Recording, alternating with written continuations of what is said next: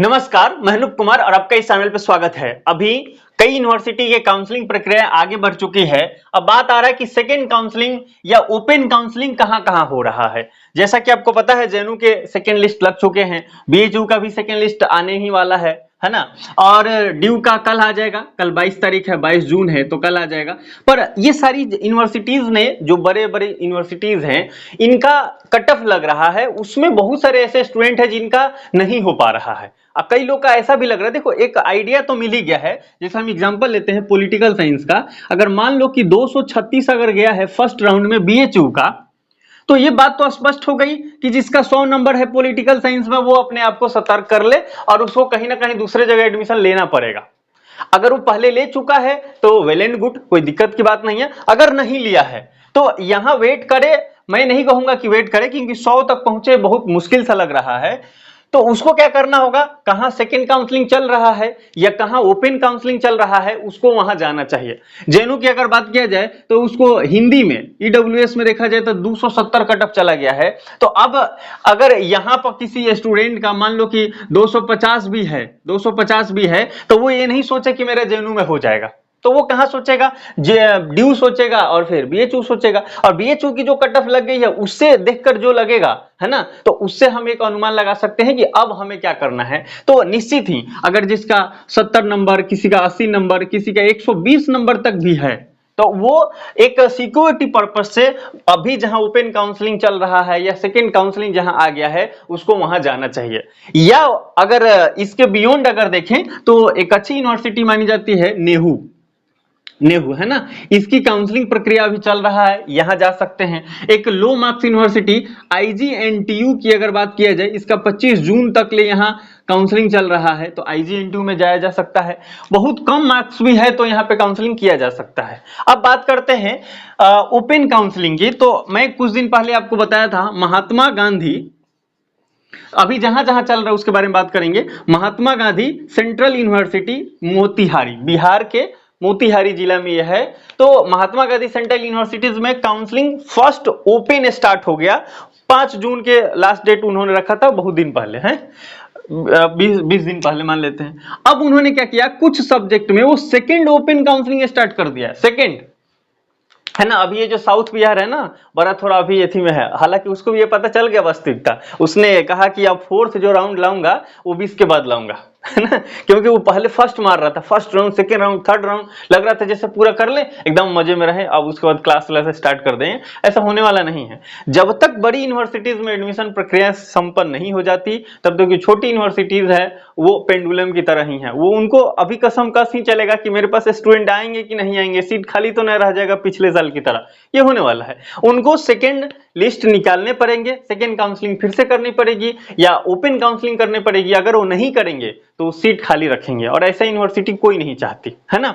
तो महात्मा Gandhi central university के तो हाल ऐसे हो गए हैं कि वीसी गेट पे खड़ा होकर बोल रहे कि आओ एडमिशन दे दें, आओ एडमिशन दे दें। वो कह रहा है कि हम सीयूटी एग्जाम नहीं दिए थे, तो उससे क्या हुआ, तब भी दे देंगे, आ जाओ। तो सीयूटी पीजी का एग्जाम नहीं दिए तब भी आपका एडमिशन हो सकता है।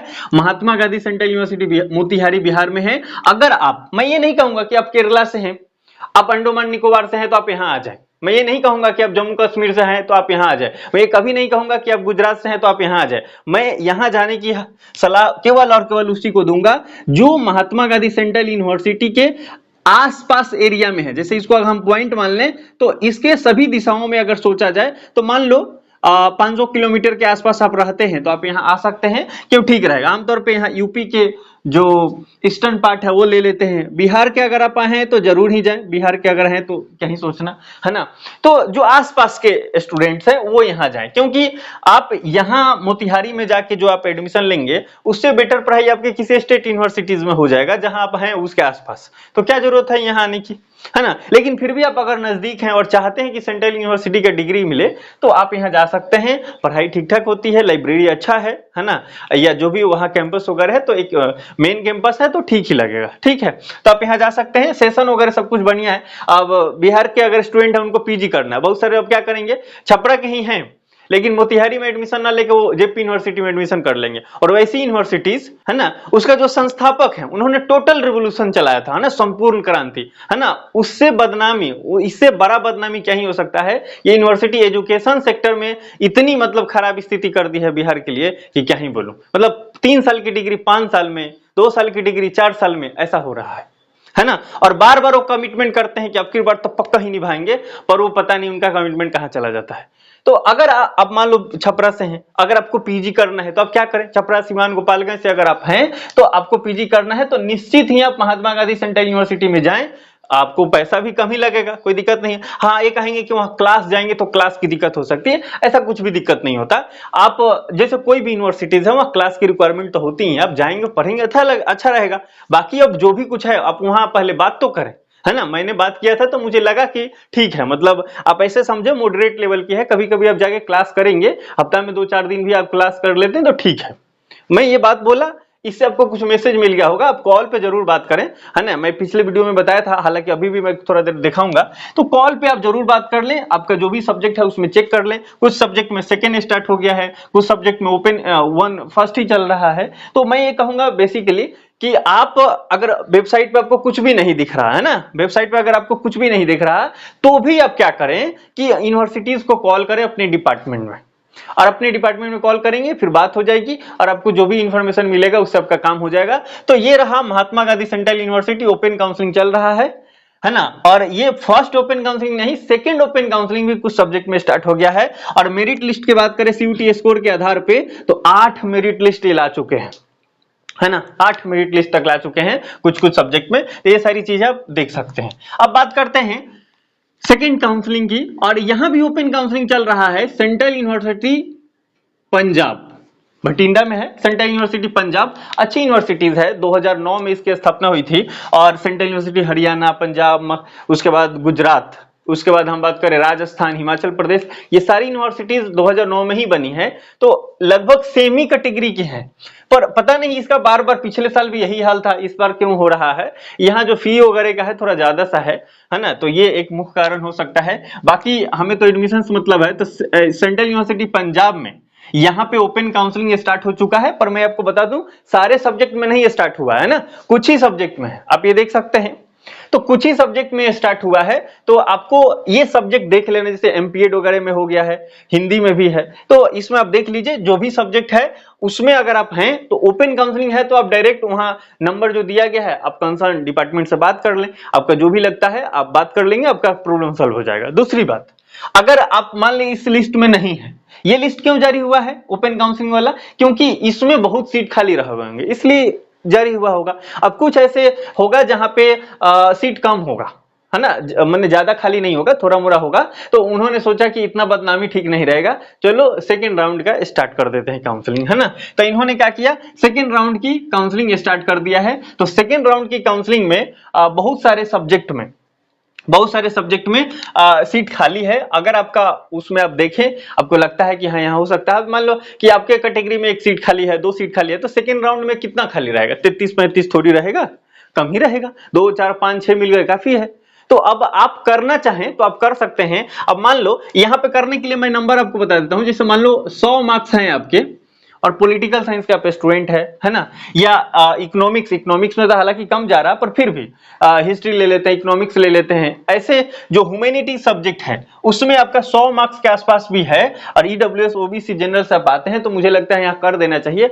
जस्ट एक ट्राई लेते हैं, क्योंकि 1 सीट है, उस पर और कुछ लोग कर सकते हैं, हो सकता है कि नहीं करें, कुछ भी हो सकता है। तो यहाँ पे ये बहुत मैथ लगाना की कोई मतलब नहीं है, आप काउंसलिंग कर दें अगर आपका कहीं सिक्योरिटी नहीं मिला है अब तक तो, है ना।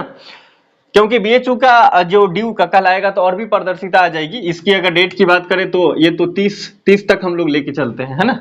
30 तक ले ये डेट उन्होंने दिया है। तो कल आप देख लें ड्यू का जो भी होगा, उसके बाद आप यहाँ पे एक निर्णय लेके आप यहाँ जा सकते हैं। बाकी आप यहाँ तो एकदम जाए, अगर बहुत कम नंबर है तो भी आपका यहाँ एडमिशन हो जाए, तो डायरेक्ट एडमिशन दे रहे हैं, है ना।